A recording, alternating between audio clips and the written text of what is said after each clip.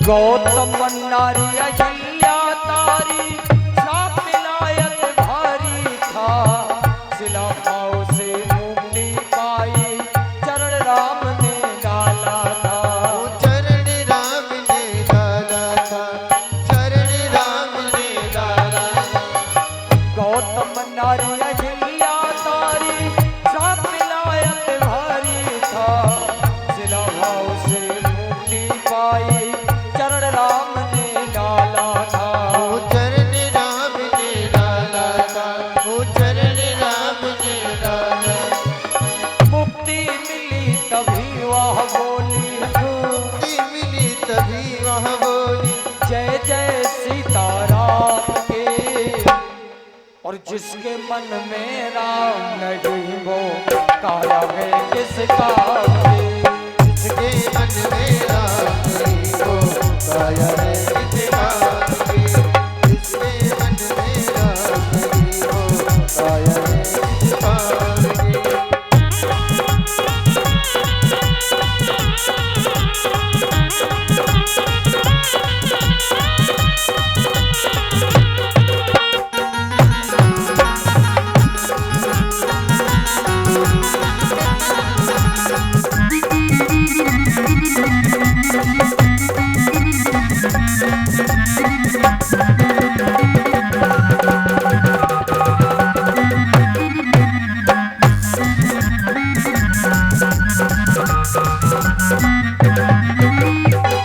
प्रेम से बोले रामचंद्र भगवान की जय हो। राम जी अहिल्या पर कृपा करने के बाद आगे बढ़े, और जब आगे बढ़े जनकपुरी के किनारे पर पहुंचे।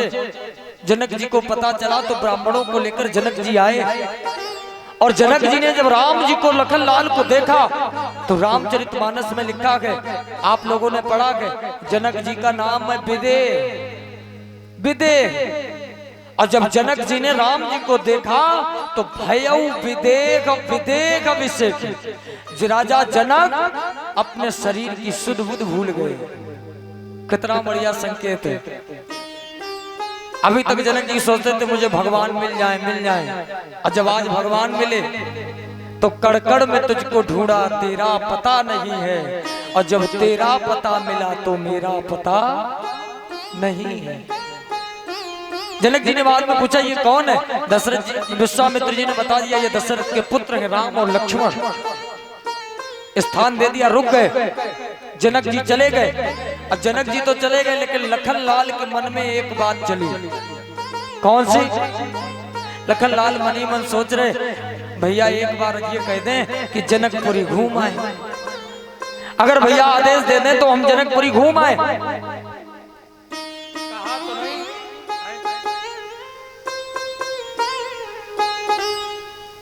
कहा तो नहीं, लेकिन राम जी ने लखन लाल के मन की बात जान ली। राम अनुज मन की गति जान ली। विश्वामित्र जी से कहा जाके कि प्रभु गुरु जी आपकी अगर आज्ञा हो तो हम नगरी को घूम आए। और जैसे का नगरी घूम आए वैसे ही विश्वामित्र जी कहने लगे, जाए देखिया वो नगर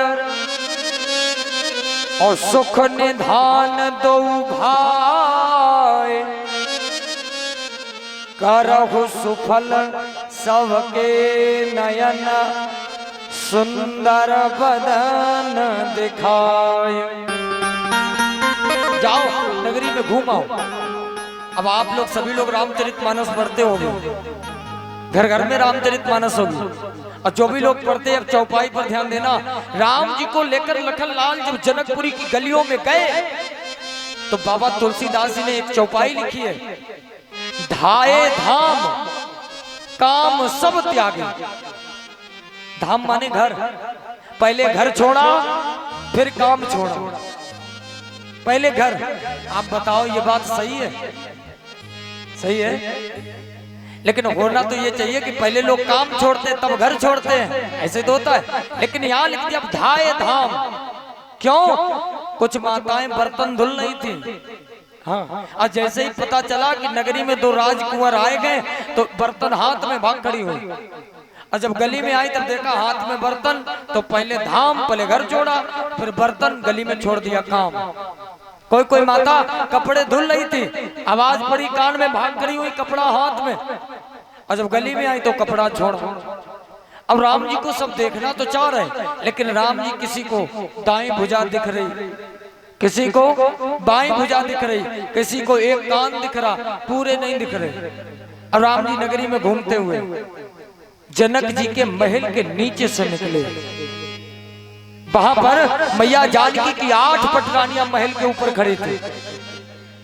8 पटरानियां, 8 पटरानियों ने देखा इतने सुंदर, आवाज लगाई। 8 पटरानियों ने आवाज लगाई, अरे थोड़ी देर के लिए पीछे तो मुड़ लो, पीछे तो घूम लो। लखनलाल करने लगे, भैया कोई बुला रहा है तो पीछे घूम जाओ, पीछे घूम जाओ।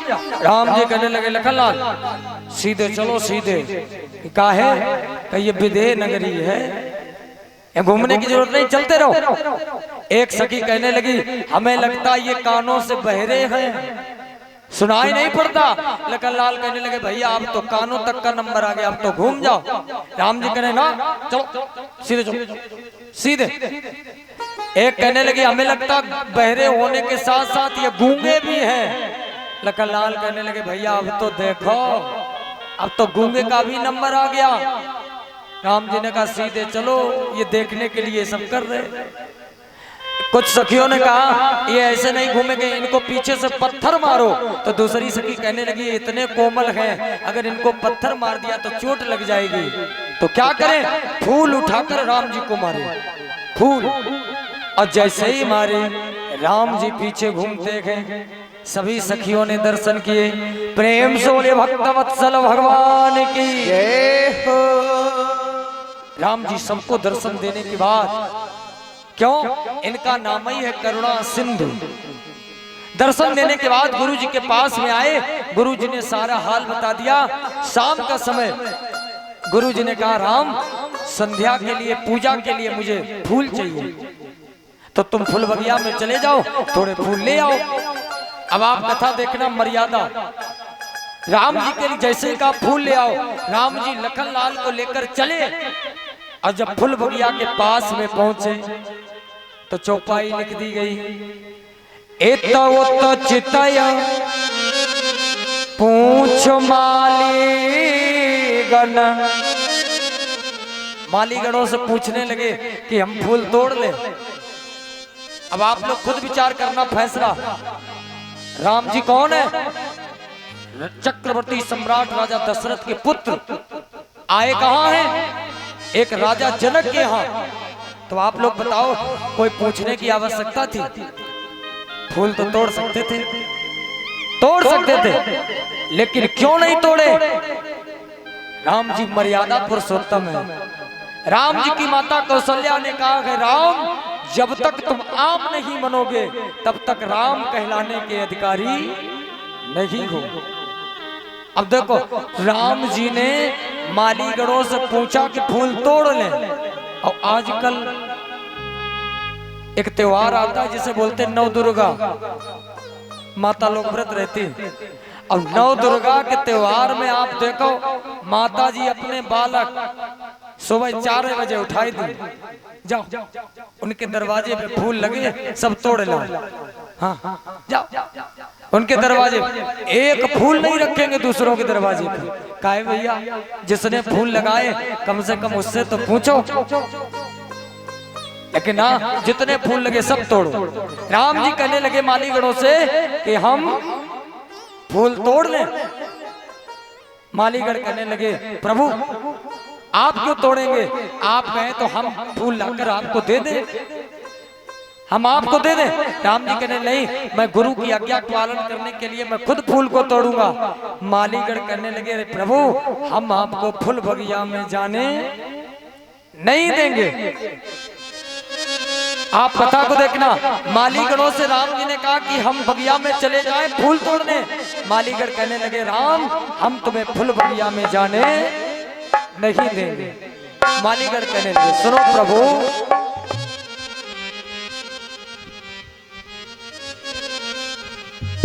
ओ बगिया बिच जान न दई है, बगिया में जाने नहीं देंगे।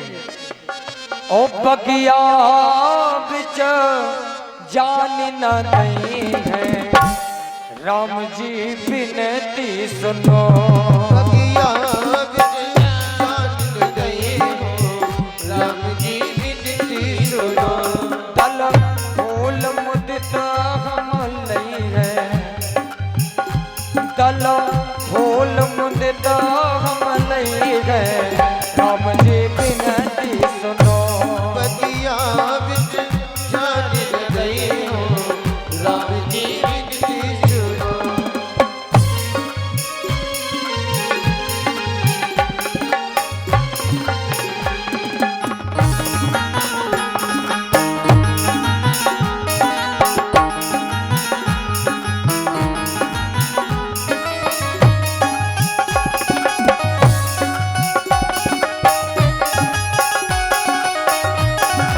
हरि बोल।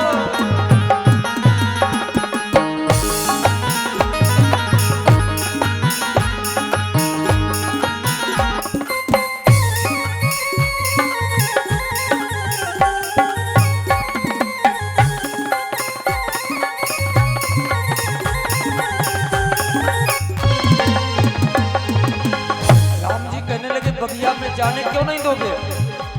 राम जी कहने लगे बगिया में क्यों नहीं जाने दोगे? मालीगढ़ों ने हाथ जोड़े, कहा प्रभु इसलिए, पहला कारण कोमल चरण कमल बिनु पनही, कोमल चरण कमल बिनु पनही। कहा प्रभु आपके पैर इतने कोमल हैं, अब बिना पादुका के आप जा रहे हो, इतने कोमल हैं कि अगर आप फूल बगिया में गए तो कहीं फूलों की पंखुड़ी तुम्हारे पाँव में लग गई तो चुभ जाएगी। आप विचार करना राम जी के पैर कितने कोमल हैं। सभी पढ़े लिखे लोग बैठे हो, दुनिया में सबसे कोमल क्या है? कमल। कमल होता है कोमल, सबसे कोमल कमल, और कमल से भी कोमल है कमला।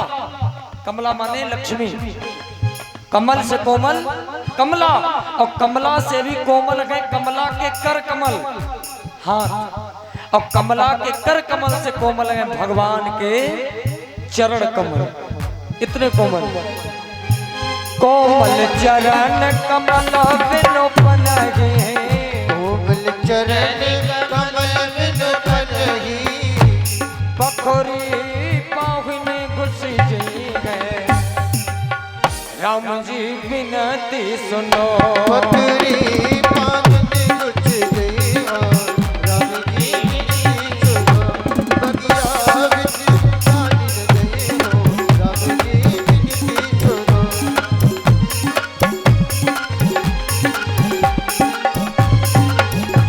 बगिया बिच जान न दई हो, राम जी बिनती सुनो।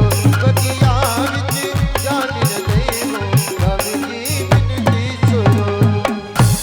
मालीगढ़ कहने लगे प्रभु आपके चरण इतने कोमल हैं, फूल बगिया में जाओगे कहीं पंखुड़ी पाँव में लग गई तो चोट लग जाएगी। राम जी कहने लगे आपकी भव्य भावना का स्वागत है, आपकी भव्य भावना का स्वागत है, लेकिन हम देखते हुए जाएंगे, पंखुड़ी नहीं लगने देंगे। मालीगढ़ कहने लगे प्रभु दूसरी भी समस्या है कि क्या? कब मैंने सुना है आपके पैरों की धूल एक पत्थर में लग गई, वो नारी बन गई, उड़ गई, और आप कहीं फूल बगिया में गए और आपने अपने हाथों से वृक्षों को छू लिया, अब कहीं वृक्ष भी उड़ गए तो हम जाने नहीं देंगे। राम जी कहने लगे कोई बात नहीं। लखन लाल ने कहा तो मेरे साथ में चलो, और अगर अंदर जाकर राम जी एक वृक्ष को छुएंगे और अगर वो उड़ गया तो राम जी दूसरे वृक्ष को हाथ नहीं लगाएंगे। मालीगढ़ कहने लगे प्रभु फुलबगिया में हर कोई नहीं जा सकता है। तो राम जी कहने लगे कोई तो उपाय होगा। का एक उपाय है। कौन सा?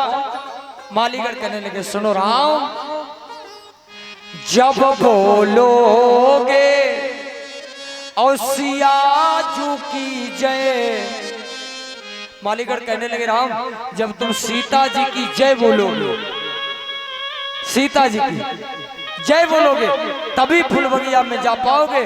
राम जी लखनलाल से कहने लगे देखा लखनलाल ये कह क्या रहे हम सीता जी की जय बोले। लखनलाल भी कहने लगे भैया मनी मन तो तुम रोज बोलते हो आज जोर से बोल दो कहा जाता जोर से। राम जी हंसने लगे तब तक लखनलाल ने जयकारा लगा दिया प्रेम से बोलिए जानकी मैया की जय हो। अच्छा ये जानकी मैया कौन है? अगर राम भगवान है तो जानकी मैया भक्ति है, भक्ति।